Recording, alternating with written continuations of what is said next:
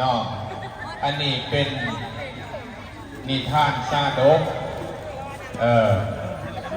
หรือว่าซาดกที่เกี่ยวกับคุณธรรมประวัติที่เกี่ยวกับพระพุทธเจ้าแต่โมเมนต์การแสดงในลำเรื่องโมเมนต์ในเรื่องพระเวสสันดรเนาะอยากอาลาโตนะสัมมาสัมพุทธัสสะสัมเจ้าสีพายสัมพังธามวัตถุ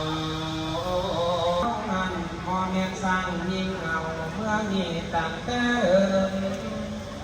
สร้างเนี่ยแม่สร้างยิ่งแก้วเกิดทำกับสมมาเอาเลยตามมา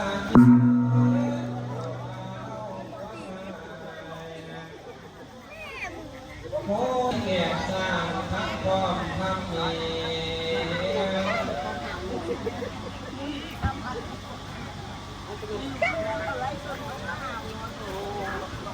แล้วพอมีคนยังเขียนอยู่พวกเขาสู่บ่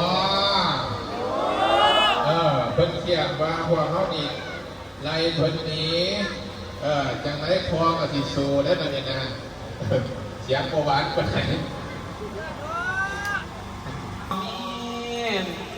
นี่แค่สองสีเจ้าเอากันเยี่ยมทำเธอยังทำแด่เศร้าแต่ก้องแก้วโตสุวัฒน์บ่มีตอดรู้หายมาคอยชวนบางเดียดเหมือนได้นั่งเพื่อนแก้วเป็นเจ้าทอง